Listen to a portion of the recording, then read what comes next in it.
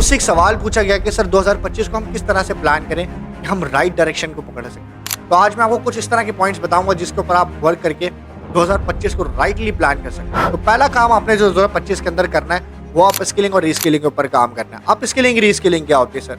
आप जिस भी प्रोफेशन में काम करो, चाहे आप HR में हो, चाहे आप सप्लाई चेन में हो, फाइनेंस में हो, IT में हो, जिस भी फील्ड के अंदर आप हो, अगर आप उस फील्ड के अंदर एक्सीलरेट करना चाहते हो तो आपको अपनी स्किल को इन्हांस करना पड़ेगा। आप स्किलिंग मतलब आप अपनी स्किल को अप करना है, आपको अपग्रेड करना है। लेकिन अगर आपको लगता है कि जिस फील्ड के अंदर आप काम कर रहे हो दुनिया के अंदर उसकी डिमांड कम होती चली जा रही है, वो जॉब ऑब्सलीट होती चली जा रही है, या you are not enjoying that role, तो you have to do reskilling. आपको रीस्किलिंग के ऊपर काम करने का, आपको कोई नई स्किल के ऊपर अडॉप्ट करना पड़ेगा। सवाल पूछा जाता है कि सर हम रीस्किलिंग के ऊपर किस तरह जा सकते हैं? हम तो 10 साल से एक फील्ड के अंदर काम कर रहे हैं। टैलेंट मैनेजमेंट इंस्टीट्यूट का इस बात को क्लेम करना है कि 2030 के बाद AI का इतना जोर होगा, इतनी दुनिया तेजी से चेंज होगी कि हर 3 साल के बाद लोगों को अप स्किलिंग और रीस्किलिंग की जरूरत पड़ेगी।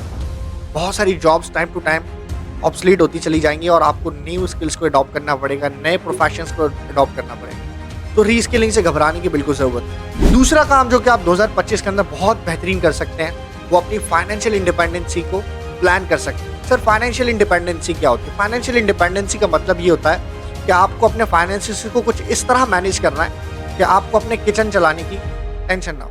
तो सवाल पूछा जाता है कि सर हम अपनी फाइनेंशियल इंडिपेंडेंसी को किस तरीके से प्लान कर सकते हैं?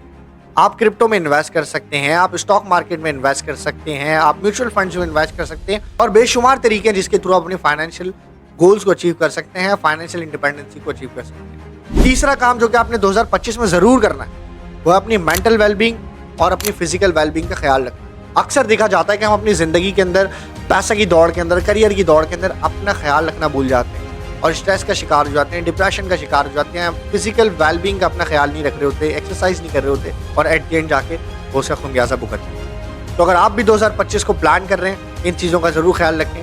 दुआ में याद रखिएगा। अल्लाह हाफ़िज़।